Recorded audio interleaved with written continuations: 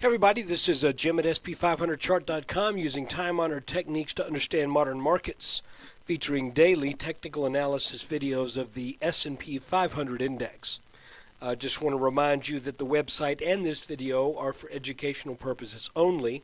Nothing stated at the site or in this video is intended to be used as investment advice. I can draw lines on charts, but you have to draw your own conclusions from your own research and make investment decisions that are suitable for your personal financial situation. And even if I knew what that was, I'm still not a licensed financial professional. I'm just a guy who draws lines on charts. So let's look at the S&P. Well, the first thing I want to do is recap what we talked about yesterday, and I hope I made it really clear for those of you who might factor these videos into your investing, that I made the comment that it looked like the S&P is in a channel bounded by this top line and this bottom line right here. And I'm looking at a 5-minute chart right now, each candle being 5 minutes of trading activity. And this is kind of what it looked like was happening, but late yesterday we got up over the top of this line. Now, if you'll remember, I hope you'll remember, I said if the market continues to rally today and takes out this little area right here at around 1195 or something like that, or even to be safe, call it 1200, then I think we may be setting up a move to the 12 teens or even to the 1230s. But today, the market did not make that move. So I hope no one took this little budge over this line as being a strongly bullish sign, because it really wasn't. What you want to see on a breakout, you want to see a larger breakout than that, and then a pullback, and then a resumption of the uptrend. And it never really happened that way. I'm not quite sure why the markets made that little move up around the middle of the day yesterday and then just kind of sagged back. But it's leading me to make an adjustment in the chart, because when you look at where things fell short, well, I don't want to say fell short. If you look at where the day's lows came in, they came in after hitting about 1172. So just to be on the safe side, we're gonna kind of average this top line out just a little bit. Okay, I'm going to leave the bottom one right where it is, but I'm going to leave this one right here. Now you can see that we've touched the bottom here, have not touched it since that second time, and our minimum target from the triangle pattern, if we'll go to a 30-minute chart now, I want to highlight this triangle pattern again. Here's the top line, here's the bottom line, and remember, when this broke down, we could establish a target based upon the height of this pattern taken at the first reaction, which would have been from the head, this high up here around 1295, and we add this on to the point at where it broke down, and we end up with a minimum target of roughly the mid 1150s. If you want to get real specific, it's about 1150, just a little bit under 1155. Back on a 5-minute chart now. To me, I think we're obviously at this point, it looks clear that this breakdown is not going to get that typical pullback, at least not right now, and that the minimum requirement of this, or not requirement, but the minimum target from this triangle pattern is likely to be met in one single leg down, which is a little disappointing to me, because I was really hoping for a move up to give people a chance to get out of long positions that they may want to get out of, and also for those who have not made any short commitments or wanted to add to them, that would be an excellent opportunity to do that too. But the market doesn't look like it's going to give that opportunity. So what do we look at this point? Well, we're still looking at this 1155, 1154 area as the target, minimum target from this triangle pattern. Now, I say minimum because they often can exceed that level. And right now, can't tell you for sure if this one is going to or not. You can see that there was a little technical bounce back here in early October at that level, but that's really nothing that much to get that excited about. But clearly, really weak market right now. It's funny because a lot of analysts were calling this triangle the mother of bull flags. And, I just, something in this chart told me that's not going to happen. And I wish now I'd said 100% it's not going to happen. I didn't. I said I believe that the odds favor this breaking down to the downside because of the proximity of this neckline, which if we look at a 4-hour chart, there's our head and shoulders pattern, and there's our pullback to the neckline, another pullback, and then solid selling. Now I want to show you something that I think you need to be aware of. I'm going to go to a 3-day chart. Well, I'll tell you what, 2-day chart will do it.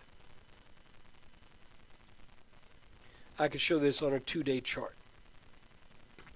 I want you to keep this line in mind. Okay? This blue line, I think, could be an extremely important area to watch, and the reason should be pretty clear. If this pattern were to, let's say, it gets goes sideways a little bit and then starts to sell back down and tests this blue line right here without ever getting up above this neckline again. And again, I'm talking months in the future here. I don't think I'm talking about something that's going to happen next month or nor next week. I can't rule that out. But I want to show you this line. This line is critically important because if this line gets taken out to the downside, and right now the markets have sold off roughly 110 points since the break, since the last touch on the top of that triangle. If they go down another 70, then we're going to be on this line. And if this breaks, this whole thing here becomes one very large head and shoulders pattern. And if that breaks, then the markets for bulls will be toast for a while, possibly for a long while.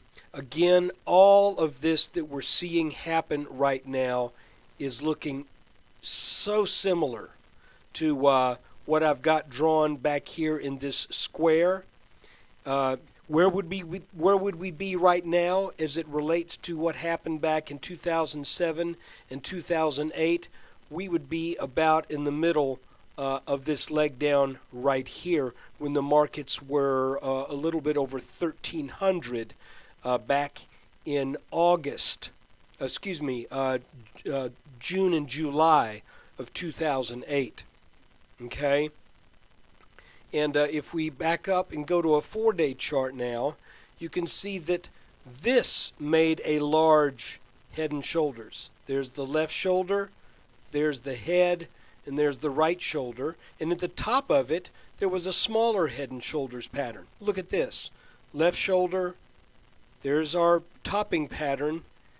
You see what I'm looking at here. Now, please, I'm not making this as a prediction.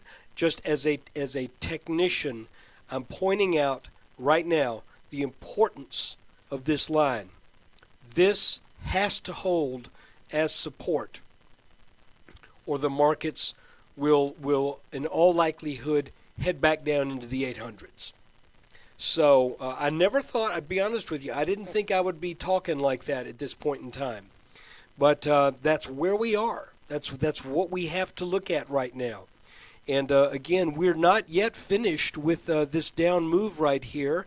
And there's some reasons to expect it to bounce right about where we're looking for it to bounce. But again, with this kind of weakness going on, you need to be aware of all of the potential that this market has for downside. And so that's why I bring this out. I have been bearish since the breakdown of this head and shoulders top, but I'm not going to say for sure that this pattern right here is going to break down until it breaks down.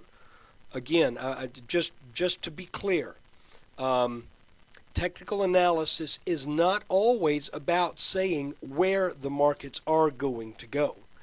Oftentimes, technical analysis has more to do with here are where the lines are drawn that, if taken out, will create a certain a high likelihood of certain outcomes. So I think where we sit right now, let's go to a 2-hour chart. I think where we sit right now in this pattern, you can understand why I'm pointing out this blue line, because if this black line gets taken out, then you know, I would expect it to be tested. And you know, if we continue this move down at the same rate we've been going, it could get tested in a week or so. But you know, let's just kind of see how it all plans out. I'm still thinking we need a back test here. I would love for trapped longs to get that, and I would love for shorts with no committed position right now to have that opportunity to consider a short. But let's just see what happens. So far, though, our call looking for a breakdown now on a 30-minute chart. Our call for the breakdown of this triangle to take us down to the mid-1150s looks spot on. So guys, technical analysis works. You just have to know the limitations of it. You have to know the reasonable expectations of it. It's not going to tell you what's going to happen every day. What happened to that line? Got to move that thing. How'd that thing get way, way, way up there?